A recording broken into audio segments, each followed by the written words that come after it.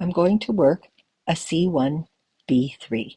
These cables have come together and now they would like to cross. The left leg will cross over the right leg.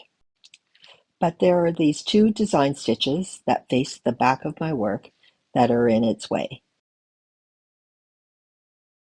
I'll start by slipping 3 stitches onto my cable needle and holding them in back. The B in C1B3 stands for back. The stitch on my left needle is a design stitch that faces the front, so I'm going to knit it through the back loop. Then I'll work the stitches from my cable needle. The first one is a design stitch facing the front. I knit it through the back loop. The next 2 are design stitches that face the back. I'm going to slip them purlwise with my yarn in front. On this cable, I work 2 kinds of design stitches, and I work them both according to the rules of fusion knitting.